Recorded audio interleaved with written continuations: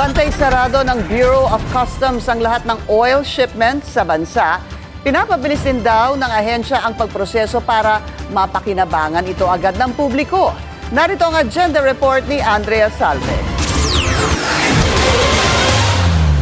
Matatawag pa rin daw na normal ang volume ng pumapasok na oil shipments sa bansa sa gitna ng nagpapatuloy na krisis sa Middle East. Sa katunayan, mas mataas daw ng mahigit 315 metric tons ng oil volume ang naitala mula unang araw ng January 2026 hanggang nitong March 20 kung ikukumpara sa parehong panahon noong 2025. Simula nitong Lunes, aaraw-arawin na ng Bureau of Customs ang isasagawang pagbabantay sa petroleum products na papasok sa bansa na kanila namang iuulat sa Department of Energy at Department of Trade and Industry.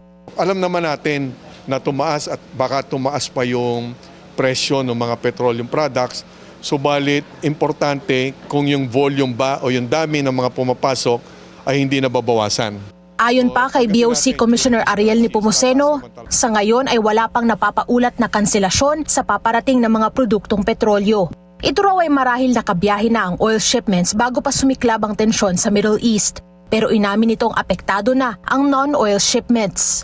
Ang nagkakaroon ng mga cancellation doon sa mga regular importations, nararamdaman na namin yun.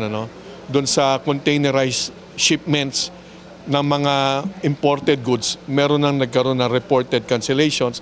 Ipinag-utos na rin ni Nepomuceno ang pagpapabilis ng pagpoproseso sa oil shipments sa mga pantalan para agad itong makadaloy sa merkado. Para sa agenda, Andrea Salve, Billionaire News Channel.